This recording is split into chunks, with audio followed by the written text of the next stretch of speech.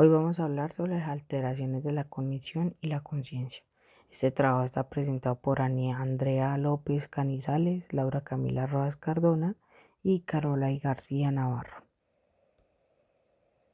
¿A qué se le denomina inconsciente cognitivo? Es aquel estado mental donde la información procesada se encuentra irreconocible o incomprensible para el sujeto.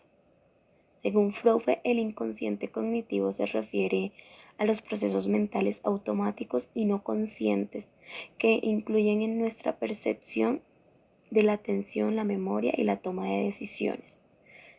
El inconsciente cognitivo incluye procesos como se mencionó anteriormente, la percepción, la toma de decisiones, la atención selectiva y la resolución de problemas. Podemos hablar del aprendizaje latente, que según Tolman es la adquisición del conocimiento de forma inconsciente. Quiere decir que el individuo, sin tener la intención de adquirir conocimiento, llega a obtenerlo a través de la exposición repetitiva de los pasos que debe seguir. Negligencia atencional. Es un déficit de la conciencia donde hay un desorden neurológico del estímulo unilateral. Se caracteriza por una falta de conciencia o atención hacia un lado del espacio, es decir, que el individuo ignora una parte de su campo visual, auditivo o táctil, sin tener un déficit sensorial. Los tipos de negligencia atencional son los siguientes. La negligencia espacial, que es un déficit de conciencia de los estímulos ubicados en la parte opuesta de la lesión cerebral. Un ejemplo para esto es solo tener la vista del lado derecho de un objeto, figura o espacio. La negligencia somatosensorial, que se refiere a la falta de conciencia de un lado del cuerpo en términos de sensaciones táctiles y movimientos, ya sea el dolor o el sentir el frío o el calor. Un ejemplo podría ser no sentir un golpe o pinchazo, sea del lado derecho o izquierdo. Y por último tenemos la negligencia personal, que hace la alusión al déficit de conciencia del cuerpo ubicado al lado opuesto de la lesión cerebral.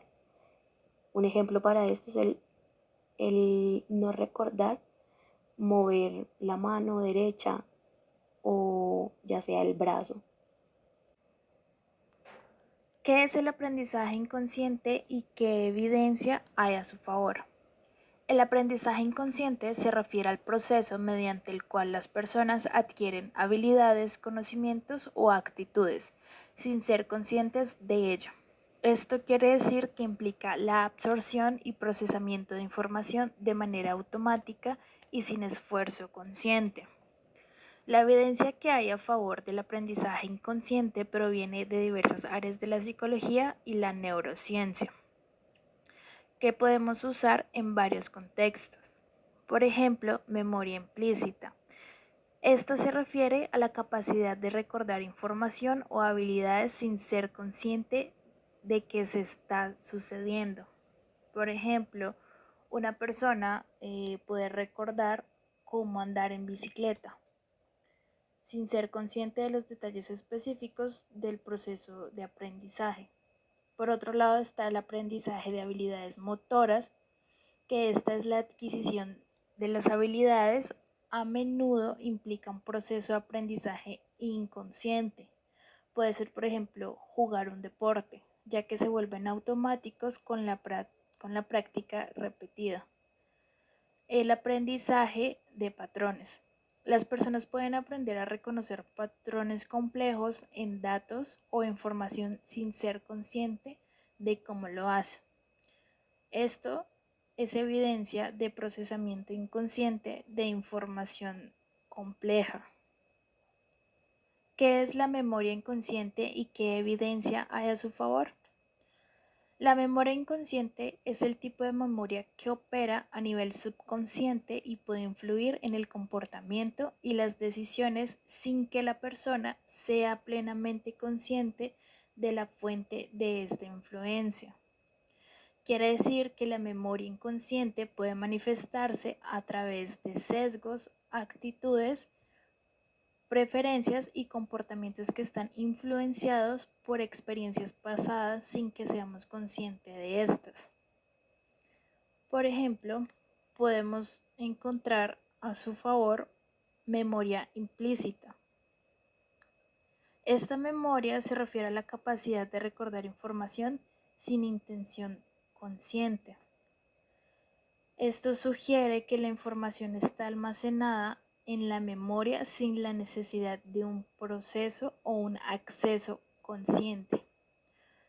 Por otro lado están los sesgos cognitivos. Estos sesgos a menudo se basan en experiencias y conocimientos previos almacenados en la memoria inconsciente. Y por último, la memoria consciente pues desempeña un papel importante en nuestra vida diaria, incluso cuando no somos plenamente conscientes en ello. Y su estudio ha llevado a una comprensión más profunda de cómo funcionan los procesos cognitivos y emocionales del cerebro humano.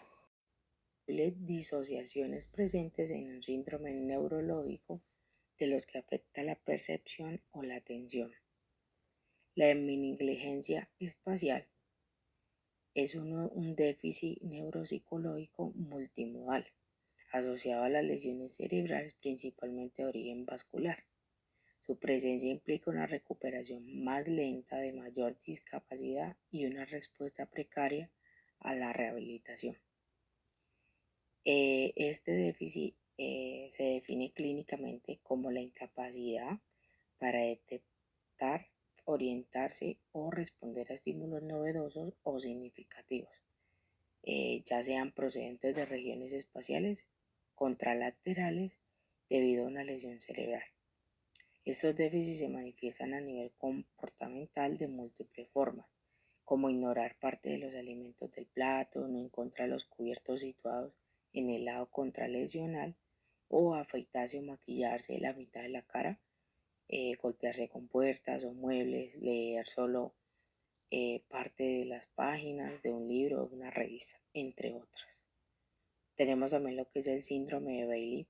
El síndrome de Bailey es un trastorno neurológico raro que se caracterizó por una tríada de síntomas como la ataxia óptica, la apraxia oculomotora y la simultanosia espacial.